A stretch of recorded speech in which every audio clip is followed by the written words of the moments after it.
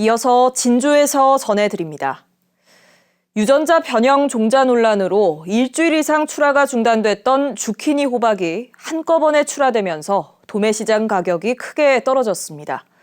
정부의 보상 대책도 발빠르게 나오지 않으면서 재배 농가들은 피해를 호소하고 있습니다. 박기원 기자의 보도입니다.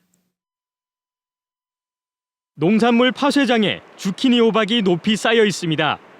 유전자 변형 생물체 전수조사 결과 양성으로 확인된 주키니 호박이 폐기된 겁니다. 문제는 음성으로 확인돼 정식 출하가 허용된 농가입니다.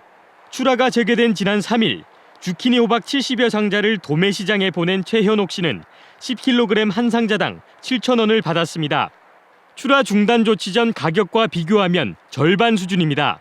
자재비 이런 거 다 빼고 나면 회사도 직장 생활하는 것보다 못해요, 솔직하게. 이런 추세면은 진짜 아마 손 드는 사람 많을 거예요. 서울 가락시장에서 주키니 호박 10kg 한 상자당 평균 거래 가격은 1,980원.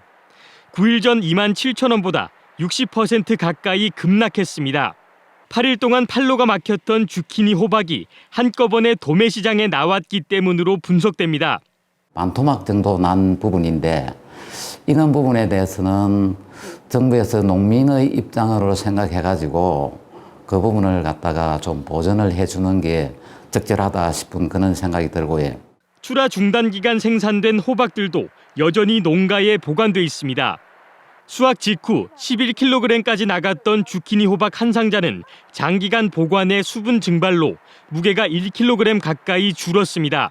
여기다 농가에 보관된 호박을 기준으로 보상한다는 확정되지 않은 정보까지 전해지면서 일부 농민들이 출하했던 물량을 긴급히 회수하는 소동까지 있었습니다. 기물을 보지 말고 다시 거꾸로 내가 수송비를 줄 테니까 다시 갖고 내려오려고 그랬거든요. 근데 뭐 가지고 내려올 차가 있냐고 또.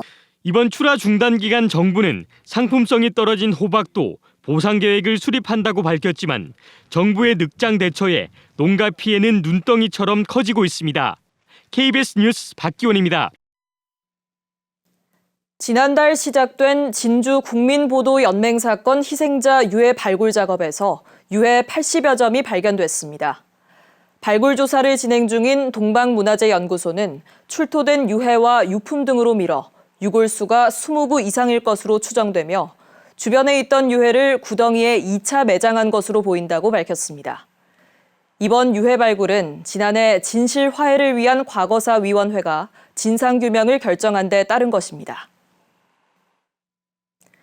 경상남도가 사천시에 거점 분만 산부인과를 운영합니다.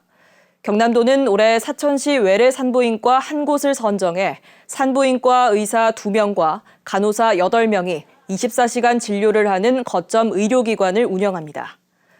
또 함양군 보건소에 산부인과 전문의를 배치하고 의령과 함안 등 분만 산부인과가 없는 8개 군 임산부에게 한 차례 10만 원씩 교통비를 지원합니다.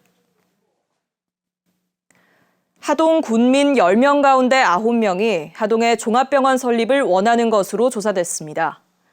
하동군이 주민 723명을 설문조사한 결과 종합병원 설립 때 필요한 진료과는 내과가 가장 많았고 이어 외과, 신경과 순으로 나타났습니다.